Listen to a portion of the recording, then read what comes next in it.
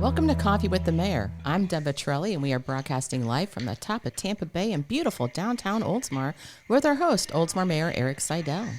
These segments are featured each Wednesday following an Oldsmar City Council meeting for the community. Good morning, Mayor. Good morning. How are you? Good, you? We're rolling with the punches. Yeah. Before we begin, we encourage our viewing audience to submit any questions they may have during the segment by commenting on our Facebook live feed, and we will do our very best to try to get your answers. So, just in case we don't, you can always email Mayor Seidel directly at eseidel@myoldsmar.com regarding anything we discussed today. Coffee with the Mayor was developed by you to keep our residents, businesses, and community partners informed on highlights from last night's council meeting. Any interesting comments during Citizens Open Forum? There were actually a few that were really interesting and informative, I should say. Nice. Before I start that, let me just say happy birthday to Councilmember Gannon. Aww. I think she turns 39 today. Wow, we're all 39. Oh, wait, I wasn't supposed to say that. That's all right. But happy birthday, Katie. Nice. Yeah, there was some interesting information. Let me start off with the VFW Post 12185, Oldsmar's. Mm-hmm. And the auxiliary is doing a program right now leading up to, I'm going to see if I can look at that. I get the prop. Oh. Right? And so these are yard flags, and it says, "You've been flagged." Nice. And so it's pretty cool. And, of course, how beautiful would it be to have these in all of the yards all over the city?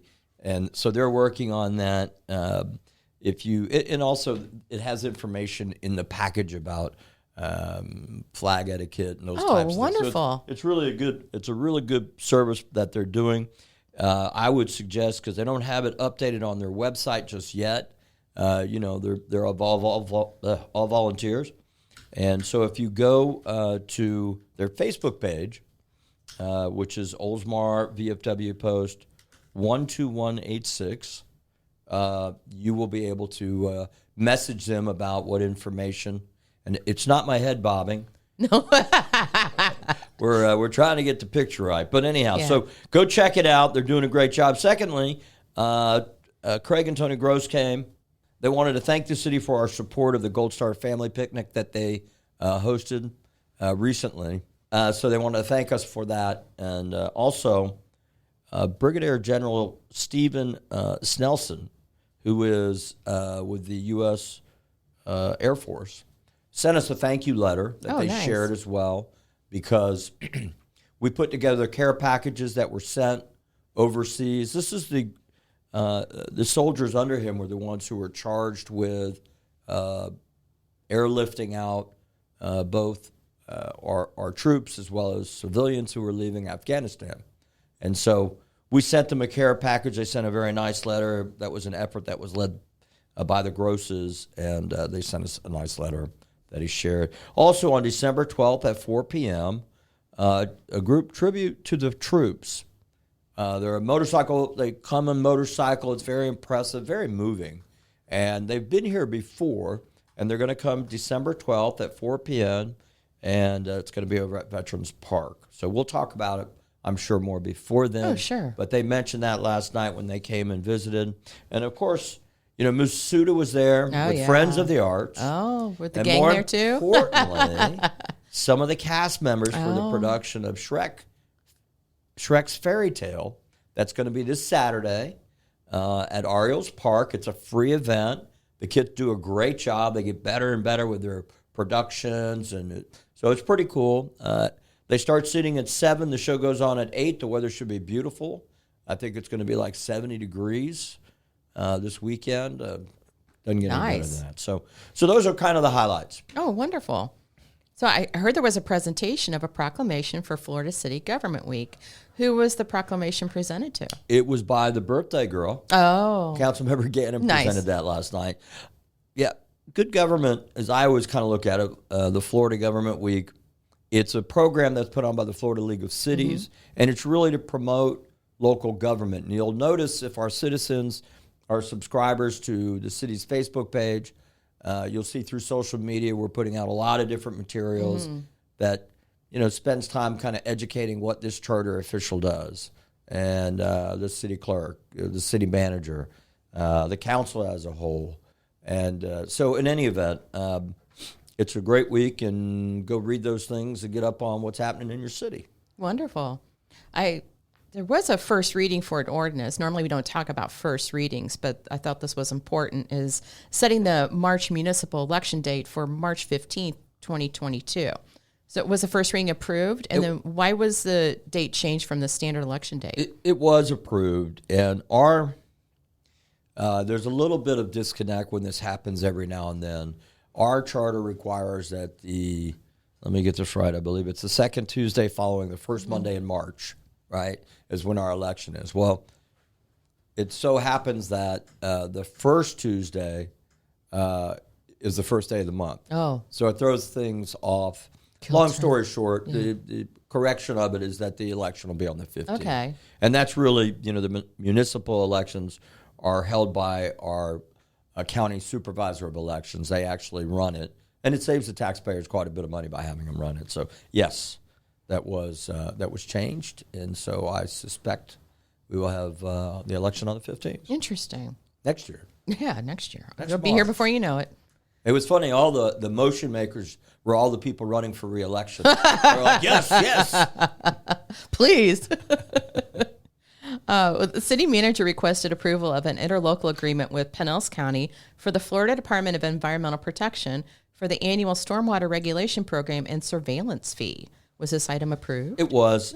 Just to explain, the Florida Department of Environmental Protection regulates all municipalities and counties when it comes to stormwater management permitting and also their practices, which is part of the National Pollution Discharge Elimination System, which is the NPDES.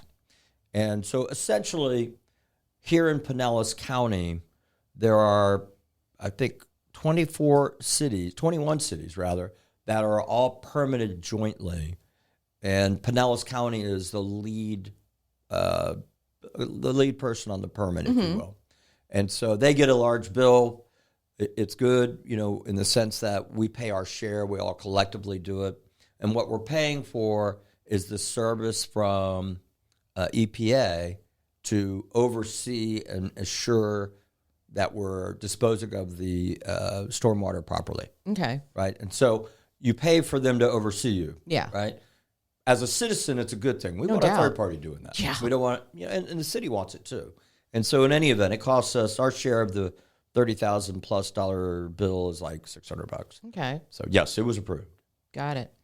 And also the city manager requested approval of 2 special event applications. Were these applications approved? They were. One of them was for the Upper Tampa Bay Chamber of Commerce for Oldsmar Days and Nights. Oh. Some people might remember that they run that event, and it's November.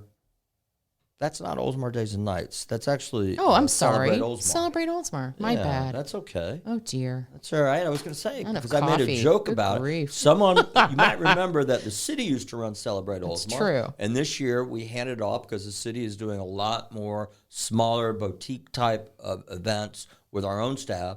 And, of course, the chamber is excellent at putting on these large, massive events. So we passed it off to them. And so it's going to be November 19th through the 21st at Orioles Park.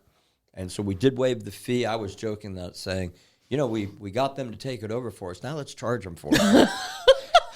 I don't think the chamber thought it was. No, not at all. The other event was an event that benefits Oldsmar Cares. It is being done by, it's called the 108 Sun Salutations Winter Solstice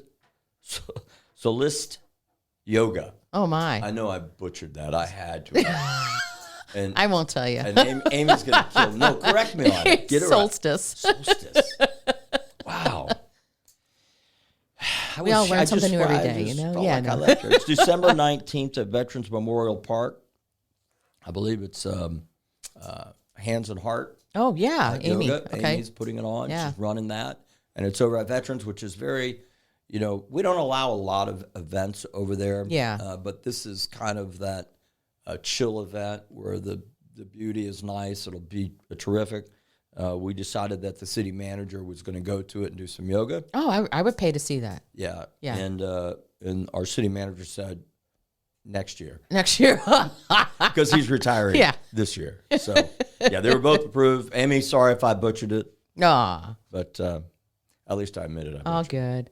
And traditionally, the city council considers canceling the last meeting in December, and you guys discussed this further last night. So how did that discussion go? It was good.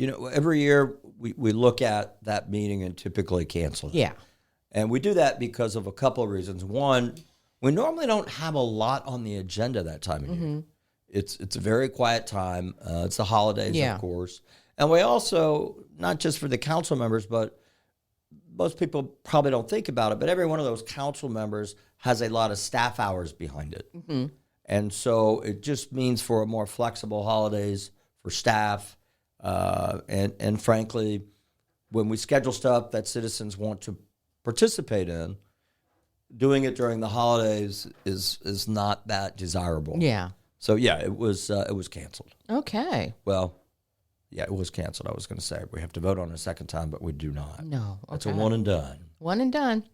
Any other key items or actions from the council meeting or announcements? Yeah, one thing I just wanted to make a point of, I'm going to put this up here for every one of you should have got your experience Oldsmar.